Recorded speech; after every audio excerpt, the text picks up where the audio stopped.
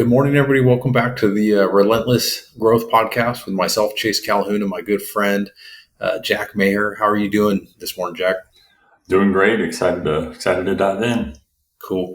Well, I know we've been talking a lot of construction development lately. We're going to try to pivot and do something a little bit different. We're just going to talk about limiting beliefs today and maybe how we've dealt with that in the past and kind of some of our thoughts of good ways to deal with those and move forward.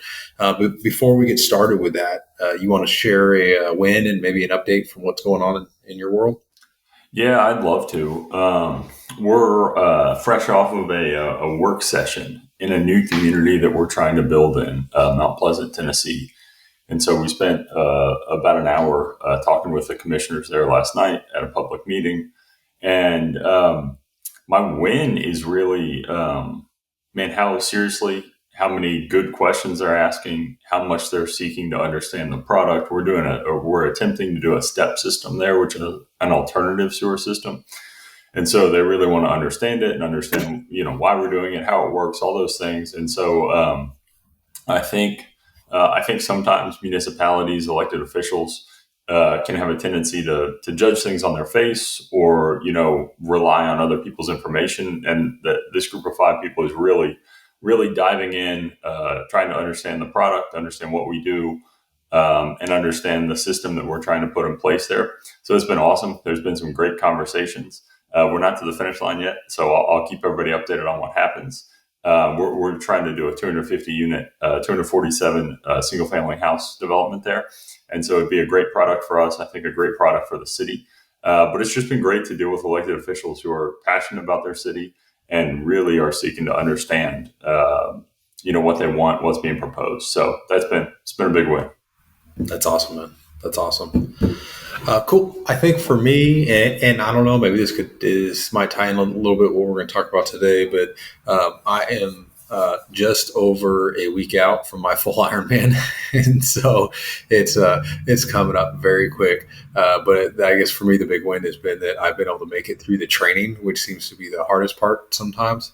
And so it's been a lot. And so and I'm tapering down. So starting like kind of late last week, I started tapering down, and I'm getting ready to moving into the full on taper. And so I only had to run for 40 minutes yesterday, and it seemed like a warm up or something. It almost didn't count. So it's a win that the race is coming up, and also that I'm getting a little bit more rest with this taper, which is nice.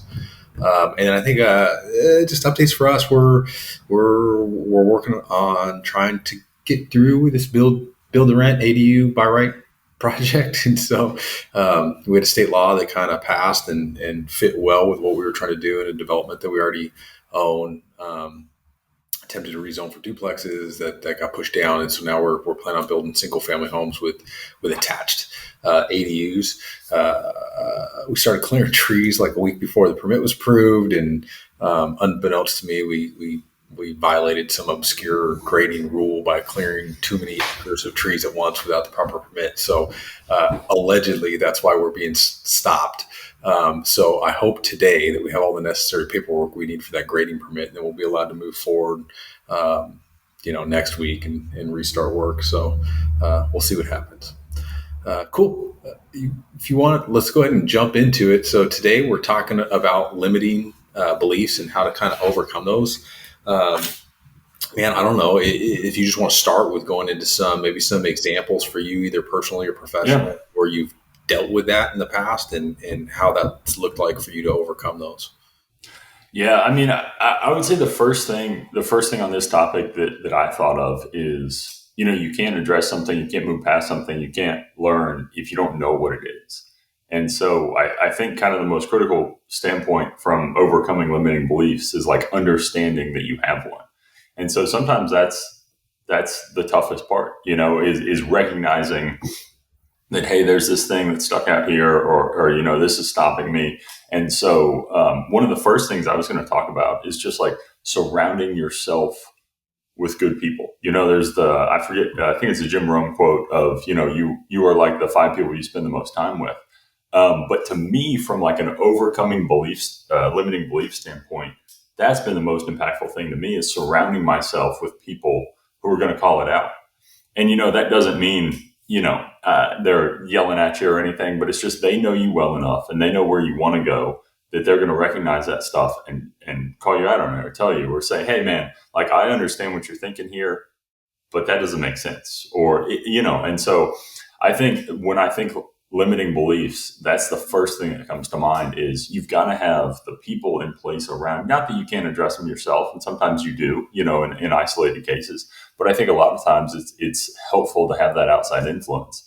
And so I think whether it's Chase and I talking on this podcast, I think it's helpful. We're battling ideas back and forth and having conversations, and that addresses these. But like we're both in GoBundance and we have GoPods where there's a pretty active conversation between, hey, that doesn't make sense, or that's a good idea, and we're all learning from each other. And so I think the first thing that comes to mind with limiting beliefs is just having a cast of characters around you that's going to address those and going to challenge you, and not just agree with what your plan is or what you're saying. And so that's kind of the first thing that comes to mind. But I'd be interested to hear if you kind of agree with that, Chase. I do 100%, but I would almost say for like a little bit of a different reason for me.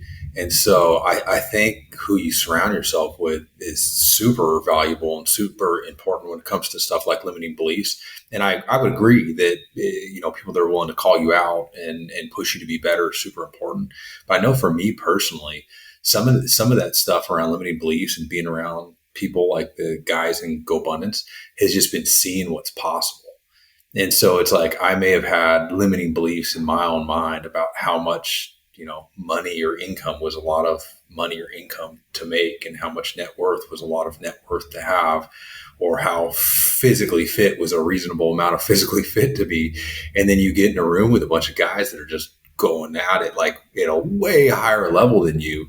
Without them, like they don't have to necessarily even push on you that hard, but just being around it and seeing what's possible, and then realizing that like they're normal people just like me. It's just I'm either lacking like the knowledge or the direction or something to get to that same level. Like that's been, I would say, super valuable and important with me. And not necessarily needing somebody to be like, hey, you're slacking off here. Like it's like you get in that room with those guys that are doing so much better than you. It's like, right. But you realize that maybe the reason you're not to where they're at is because you had limiting beliefs around those things. And again, it's not just a money thing. Like for me, the last couple of years, it's, we touched on a little bit with going into this Ironman thing. Like, I used to tell myself that I wasn't a good runner and that I hated running and that I would never, be good at running. That was a limiting belief. And then getting around guys who do stuff like ultra marathons and Ironmans and make it just like that, not that big of a deal. That's helped me push past that limiting belief to where, I am a good runner now. And so it's just one of those things. So for me, I would 100% agree, but almost like from that different perspective, that being around other people that don't have or past those limiting beliefs can help pull you past those. No, I love that. I mean, that's 100% true. I've seen that a ton in my own life. It brings a Zig Ziglar quote to mind for me: go as far as you can see and you will see farther. And so I think sometimes that's getting in a room. Sometimes it's having the confidence to say, all right, I don't know if I belong, but I'm going to join this group, or I'm going to ask for a meeting with this guy. And so I think sometimes it's putting yourself in those places where you get that effect that you're talking about, where you're just like, man, these guys are on another level, and they don't seem that different than me. There's differences certainly, but it's the approachable aspect of, man, there's nothing that I can't do that they're doing, or I don't think I have the capability to do. And so I think I love that quote. It's a quote I heard from my dad over and over growing up, was go as far as you can see and you will see farther. And so I think part of overcoming limiting beliefs is just that you're on a growth trajectory to begin with. The higher you get, the more you grow, the more you're going to be inspired to grow, the farther your vision is going to be able to cast in the future. And so I think just being around those people, having those conversations. And then I think the other thing that I think is really impactful to me when it comes to overcoming beliefs is like having a regular goal setting cadence. Because I think it's tough to overcome things like that. Like obviously you can some people don't write down goals and they're wildly successful, or, there are always things that happen. But for me, it helps to take intentional time, write things down, take the time. I think the thing we've talked about it, I think on some other podcasts, the thing that we're missing most, I think in culture across the board is like quiet time. Every part of our day is occupied by podcasts, TV, phones, everything. And so taking time to sit down and think, hey, what do I want my life to look like? And what's keeping me from getting there? And a lot of times it may be limiting beliefs. It's not necessarily our job or what we're doing. It's limiting beliefs on what we can do. And so I think taking the time to sit down, address those, write those goals out, sets you on a path to get that stuff done. I mean, the Harvard studies say that it's a crazy amount, 100 times more likely to accomplish a goal if you write it down.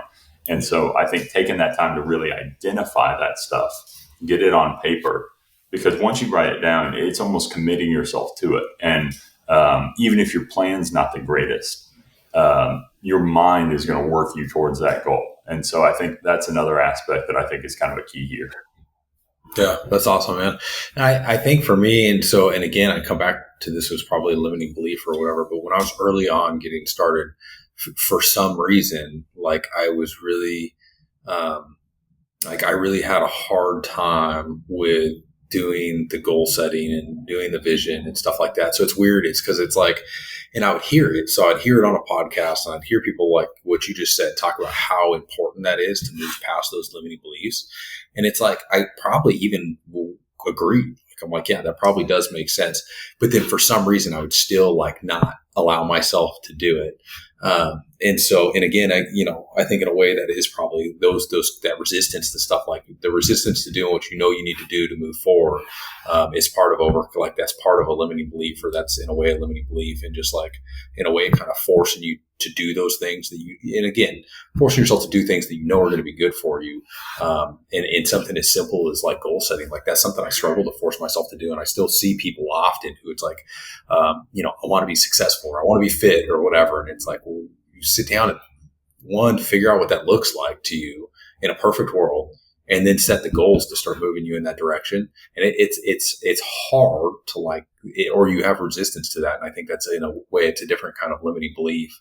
But yeah, I would agree. And as soon as I started doing it a little bit, it got easier and it got better. And now, like, as I continue to progress, like that's such a huge part of like, not just my business, but my personal life. And like we had a team meeting in our business yesterday, and we talked about our big goals and what we're doing to move the needle forward and breaking it down. And so, and same thing, I would say, even like in business, it's like I resisted doing that maybe a little bit longer than I should have. I should have started doing it earlier on. So it's just interesting, but I think it comes back to a limiting belief, and then trying to overcome that. No. I think you're spot on. And to give an old Ironman reference, I don't know why this annoyed me for some reason, but when I was training for the Ironman, obviously, you're biking, you're running, you're doing all the crazy things. And when we would go eat with people, Liz and I would eat, I might order 3 entrees at a restaurant. Yeah, like I'm you're burning a stupid amount of calories. It's all you can do. It's all you can do to keep up with your output. And there were so many times during that process where friends were like, man, I wish I could eat like you. And I'm like, you can. It's the 3 hours on the bike before breakfast this morning, and you can have this. But it's part of that. It's making sure you're doing, and not that was my goal, was to be able to eat whatever I wanted, while training, and not that I did eat whatever I wanted. But there's certain things where it's a different mindset when you look at stuff like that, because it's easy to look at somebody who's got a house, a plane, a car, whatever it is that you want, and it's easy to look at it and say, man, I wish, they probably, man, they had a great business idea, they got lucky, they did X, they did Y, they did Z. But the more likely thing, like training for an Ironman, is they're probably just following a process. They've got something that's worked, something that's probably replicatable to some degree. Ironman training certainly is. There's a million different ways to do it, but there's also a million different ways to be successful at it. Same thing with business. And so I think that's part of the mental shift in overcoming limiting beliefs, is looking at people who you want to model or who have what you have or whatever it is, have a family you like, have a relationship with God you like, whatever it is, and not looking at it from like a jealousy perspective of, man, I wish I could have that, or it'd be, man, I'll never get there, and just kind of work backwards. And I think most of the time it's not an easy process, but it's one that's probably not as complicated as we make it out to in our head. And so I think that's one of the things that I struggle with still sometimes, is just that comparison aspect of comparison. And, there's a quote that I always say quotes. There's a quote that I love. It's, comparison is the theft of joy. And I think that's true in a lot of ways. If you're looking at, you can always, everybody looks good on social media. Everybody's posting only good stuff about their lives. And so it's easy to get discouraged looking at that stuff. But it's also easy to get demotivated because there's already people who are being successful, but you've got to take that, you've got to let it fuel you and kind of use it to help you build whatever it is you want to build. It could be family, it could be faith, it could be a business. And so I think that's kind of a tangent, but that's kind of one of the things I see here, is using that stuff that you're going to see every day as fuel to help you overcome those limiting beliefs rather than letting it enforce them. Because I think that's where most people end up is, as they get older and as they grow, whatever that limiting belief ceiling is, it just gets reinforced and it gets harder to break through. And so, they see one thing and another thing, and it just kind of stacks on each other to where they've got a pretty good barrier built in their mind of what they can do with their life. And so I think having that mindset when looking at stuff, that this is something I can do, this is something that this guy is not that different than I am, and so I think that's a really important aspect of just kind of the mental thought process you go through on a daily basis.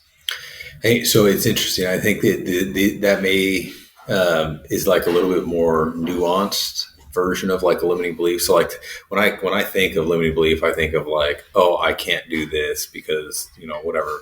I can't be fit because I have a thyroid problem. Like that's probably a limiting, like it's a very simple limiting Sure. belief. Like you stop giving that as an excuse and telling yourself that, and then figure out how to work past it.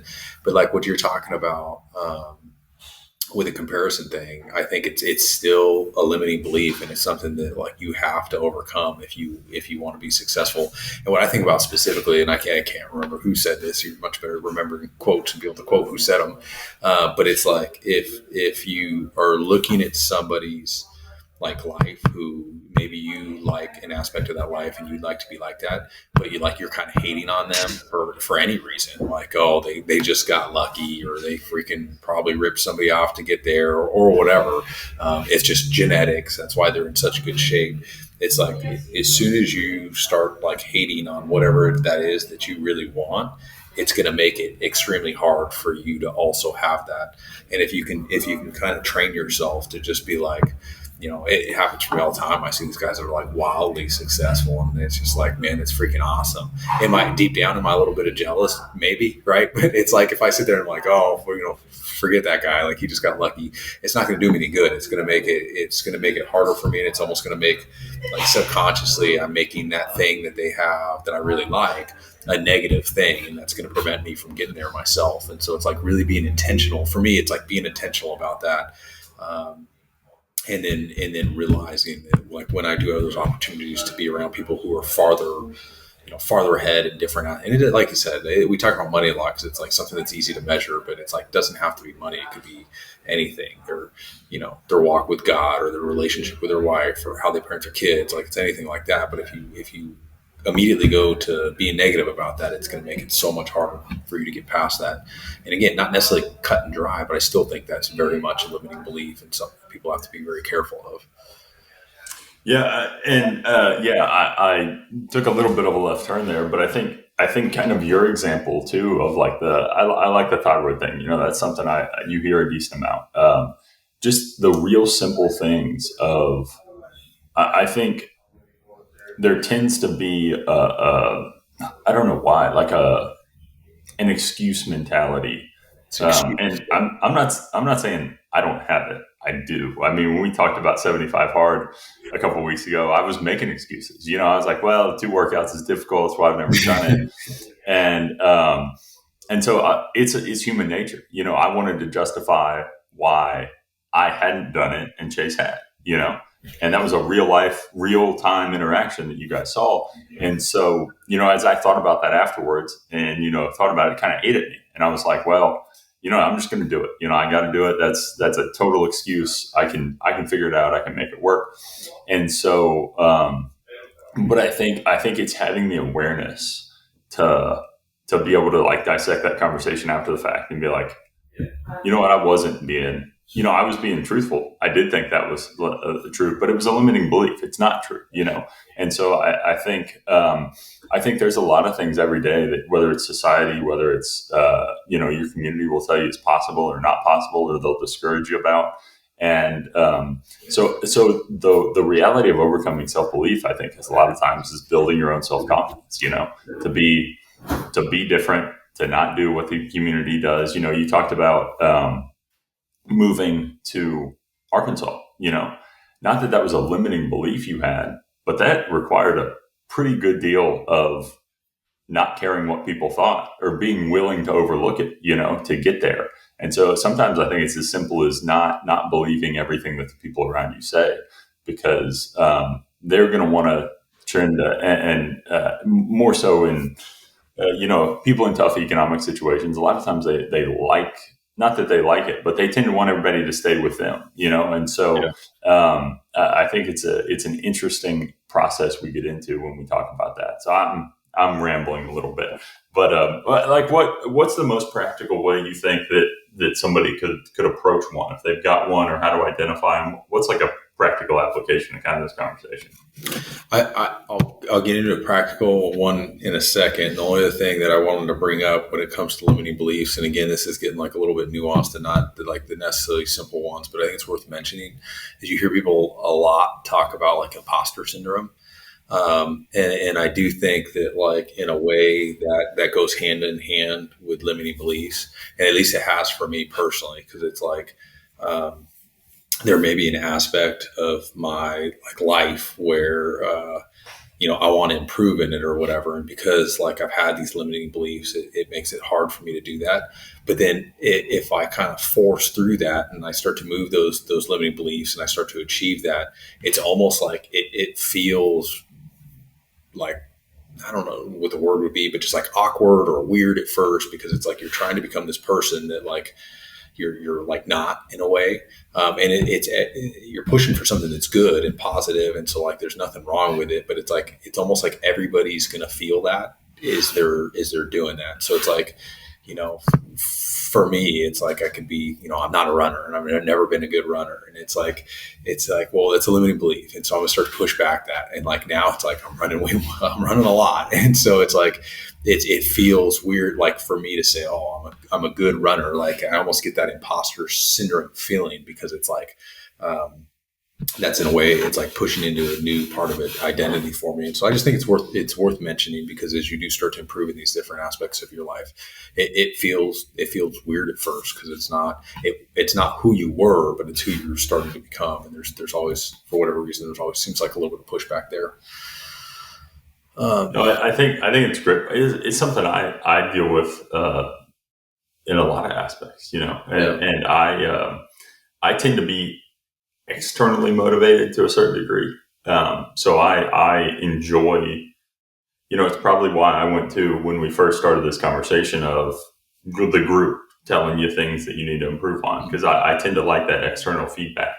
But it's one of those things that especially because I do value external feedback, I've got to come into those situations being my true self. And sometimes that's difficult. If you're growing, if you're changing, for you to get the right feedback and for people to help you along the way, they've got to know where you're at.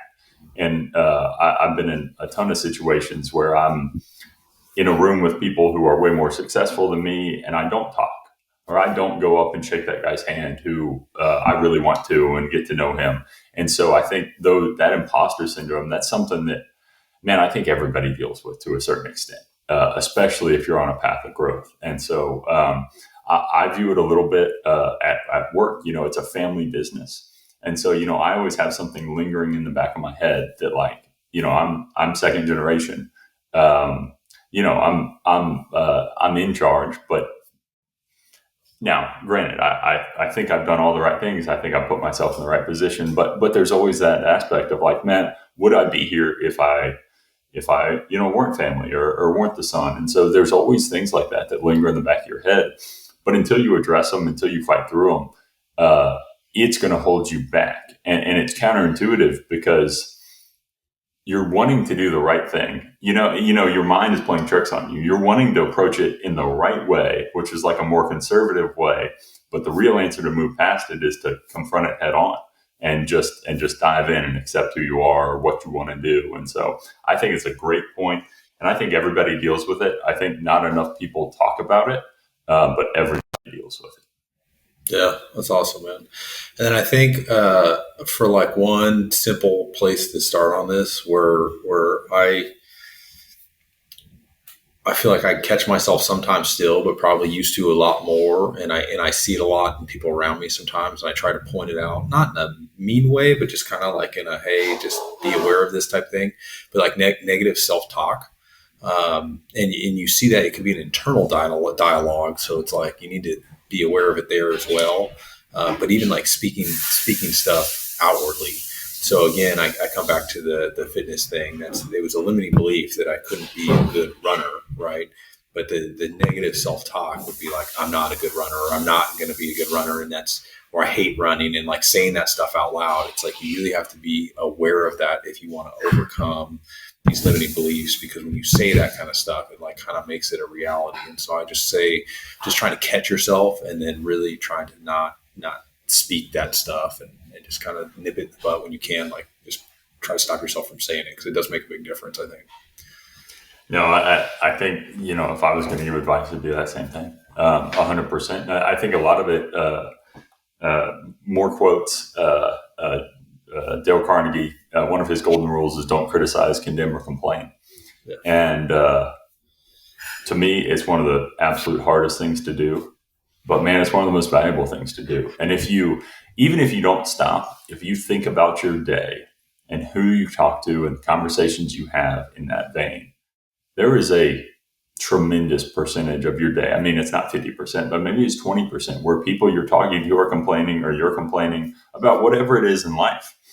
And like you said, what you say matters, And so I think approaching it from that standpoint, it's not taking on some monumental belief that, hey, I can't be a millionaire, or I can't, own a house, or whatever that big belief out there is. It's not addressing that, but it starts with addressing the small stuff, how you talk, and how you address stuff that other people say.